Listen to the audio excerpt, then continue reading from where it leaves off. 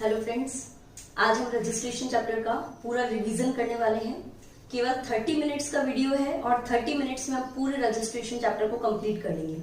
सबसे पहले registration chapter में सेक्शंस कहां से कहां तक कवर है। सेक्शन नंबर 22 से लेकर सेक्शन नंबर 30 तक आपके रजिस्ट्रेशन चैप्टर में कवर होंगे CGST एक्ट 2017 के। ओके, तो सबसे पहले बात करते हैं सेक्शन नंबर 22 की। सेक्शन नंबर 22 में आपको क्या बता रखा है, देखिए आप लोग नोट्स में। सेक्शन नंबर 22 में आपको बता रखा है कि persons liable for registration under GST law. GST law में किन किन पर्सन्स को रजिस्ट्रेशन की रिक्वायरमेंट रहेगी। तो इसके लिए सबसे पहले फर्स्ट पॉइंट में मैंने आपको बता रखा है कि रजिस्ट्रेशन में आपको रिक्वायरमेंट तभी है जब यहाँ पर आप थ्रेशहोल्ड क्रॉस कर देते हैं। क्या क्रॉस कर देते हैं? थ्रेशहोल्ड। तो सबसे पहले आपको ये पता होना चाहिए कि जीएसटी लॉ में थ्रेशहोल्ड क्या है। तो जीएसटी लॉ में जो थ्रेशहोल्ड है वो अपने गुड्स के लिए भी अलग है और वो अपनी सर्विसेज के लिए भी अलग है। तो सबसे पहले हम बात करेंगे गुड्स के लिए क्या थ्रेशहोल्ड है। तो गुड्स के लिए जो थ्रेशहोल्ड है वो अपन ने कितनी कैटेगरीज में डिवाइड कर रखा है? 3 कैटेगरीज में डिवाइड कर रखा है, जिसमें फर्स्ट कैटेगरी में आपके 10 लाख की लिमिट है कि 10 लाख क्रॉस होते ही आपको यहाँ पर जीएसटी लॉ में क्या करवाना है? रजिस्ट्रेशन करवाना है। सेकंड आपका थ्रेशहोल्ड है 20 लाख का, जिसमें 20 लाख क्रॉस होते ही आपको क्या करवाना है? जीएसटी लॉ में रजिस्ट्रेशन करवाना है। और थर्ड थ्रेशहोल्ड है आपका 40 लाख का, जिसमें 40 लाख क्रॉस होते ही आपको यहाँ पर क्या करवाना है? जीएसटी लॉ में रजिस्ट्रेशन करवाना है। ओके, तो ये जो टर्नओवर है, अगर एक फाइनेंशियल ईयर में इन टर्नओवर से ज्यादा आपकी लिमिट चली जाती है तो आपको यहाँ पर जीएसटी लॉ में क्या करवाना है? रजिस्ट्रेशन करवाने की नीड आ जाएगी। क्लियर है? तो गुड्स के केस में कितना थ्रेशहोल्ड है? 3 थ्रेशहोल्ड है। कौन कौन से? 10 लाख, 20 लाख और 40 लाख। तो 4 स्टेट ऐसी है जिसमें 10 लाख रुपीस का टर्नओवर क्रॉस होते ही आपको जीएसटी लॉ में क्या करवाना है? रजिस्ट्रेशन करवाना है। और टोटल 6 स्टेट ऐसी है जिसमें 20 लाख एक्सीड होते ही अपने को क्या करवाना है? जीएसटी लॉ में रजिस्ट्रेशन करवाना है। ओके, और बाकी रिमेनिंग जितनी भी स्टेट है उन सभी स्टेट के ऊपर आपका थ्रेशहोल्ड क्या एप्लीकेबल हो जाएगा? 40 लाख रुपीस का थ्रेशहोल्ड एप्लीकेबल हो जाएगा। क्लियर है? तो गुड्स के केस में हम बात करते हैं कि 10 लाख का जो थ्रेशहोल्ड है वो 4 स्टेट पर एप्लीकेबल है। और इन 4 स्टेट में क्या क्या नाम है? मणिपुर, मिजोरम, नागालैंड एंड त्रिपुरा। ये 4 स्टेट ऐसी है जिसमें एक फाइनेंशियल ईयर में अगर आपका एग्रीगेट टर्नओवर 10 लाख रुपीज से एक्सीड करता है तो आपको यहाँ पर जीएसटी लॉ में रजिस्ट्रेशन की लायबिलिटी आ जाएगी। कंप्लीट है? तो इसको शॉर्ट में M&T ऐसे भी लर्न कर सकते हैं। इसमें M में 2 आ जाएंगे, मणिपुर और मिजोरम। N मीन्स नागालैंड और T का मतलब त्रिपुरा।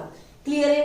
नेक्स्ट गुड्स के केस में सेकंड थ्रेशहोल्ड क्या है अपना? 20 लाख का, जिसमें 6 स्टेट कवर होती है। अगर इन 6 स्टेट में एक फाइनेंशियल ईयर में आपका एग्रीगेट टर्नओवर 20 लाख क्रॉस कर देता है तो आपको जीएसटी लॉ में क्या करवाना है? रजिस्ट्रेशन करवाना है। 6 स्टेट कौन सी है? देखो 6 स्टेट में पहला स्टेट है आपका अरुणाचल प्रदेश है, सेकंड है मेघालय, थर्ड है सिक्किम, फोर्थ है उत्तराखंड और फोर्थ है उत्तराखंड, फिफ्थ है पौंडीचेरी और तेलंगाना। ओके, कंप्लीट है। इसको शॉर्ट में लर्न करने के लिए आप याद कर सकते हैं यहाँ पर यूपीएस मैट। कैसे याद कर सकते हैं?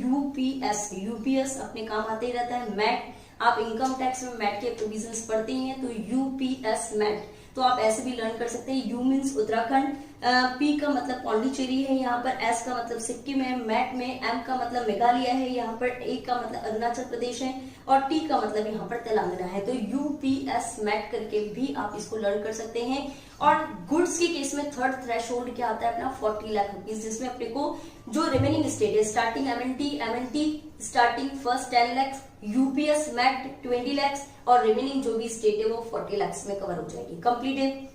तो आपकी गुड्स के केस में तीनों थ्रेशहोल्ड क्रॉस हो गई, तो तीनों थ्रेशहोल्ड कवर हो गई। यहाँ पर 10 लाख, 20 लाख, 40 लाख। तो M&T में कौन कौन सी? मणिपुर, मिजोरम, नागालैंड एंड त्रिपुरा। इसमें 10 लाख रुपीज से ऊपर का टर्नओवर होती है आपको जीएसटी लॉ में क्या करवाना है? रजिस्ट्रेशन।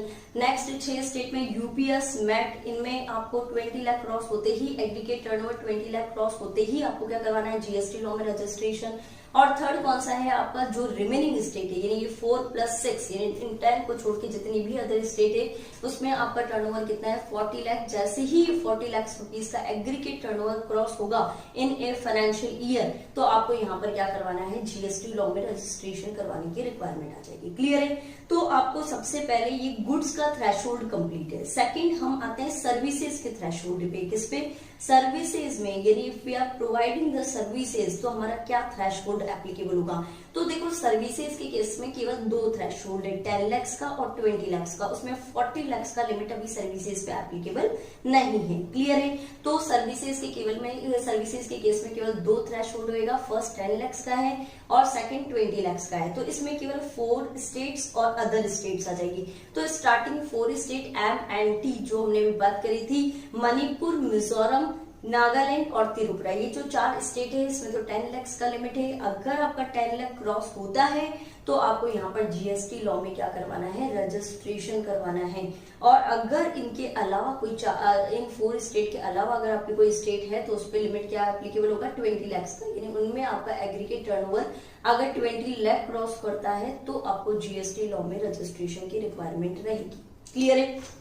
तो आपको गुड्स के केस में और सर्विसेज के केस में थ्रेशोल्ड आपका डिसाइड करता है कि you are liable to get registration under GST law और नॉट। तो गुड्स की केस में कितना थ्रेशोल्ड है, 3 पार्ट्स में डिवाइडेड है, एमएनटी, मैट, यूपीएस और थर्ड कौन सा है अपनी other state. Clear? 10 lakh, 20 lakh, 40 lakh. Second services के केस में केवल 2 पोर्शन में डिवाइडेड है, 10 लाख का और 20 लाख का। 10 लाख में क्या कवर होता है, एमएनटी, और अदर स्टेट में क्या कवर होता है, 20 लाख का। कंप्लीट है? यहाँ तक कोई दिक्कत नहीं है? चलो ठीक है, आगे बात करते हैं हम। जीएसटी लॉ में आप बोलते हो बार बार एग्रीगेट टर्नओवर। तो एग्रीगेट टर्नओवर का मीनिंग आप सभी को पता है, उसमें टैक्सेबल टर्नओवर को भी क्लब करना है, एग्जम्प्टेड टर्नओवर को भी क्लब करना है। अगर आप एक्सपोर्ट कर रहे हैं तो उसको भी इंक्लूड करना है, इंटर स्टेट सप्लाईज करते हैं तो उसको भी इंक्लूड करना है। तो एग्रीगेट टर्नओवर में आपके फाइनेंशियल ईयर में जितना भी टर्नओवर है, चाहे वो टैक्सेबल टर्नओवर जो हो, चाहे एग्जम्प्टेड है, आपका एक्सपोर्ट है, इंटर स्टेट है, सब इंक्लूड होगा। कंप्लीट है यहाँ तक?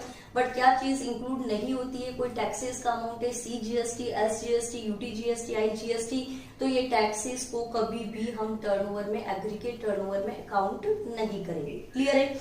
तो आपको फर्स्ट पॉइंट क्लियर है थ्रेशोल्ड का। थ्रेशोल्ड क्रॉस करते हो तो आपको जीएसटी लॉ में रजिस्ट्रेशन की नीड आएगी। अगर आप थ्रेशोल्ड से बिलो हो तो आपको यहाँ पर जीएसटी लॉ में रजिस्ट्रेशन नहीं करवाना है।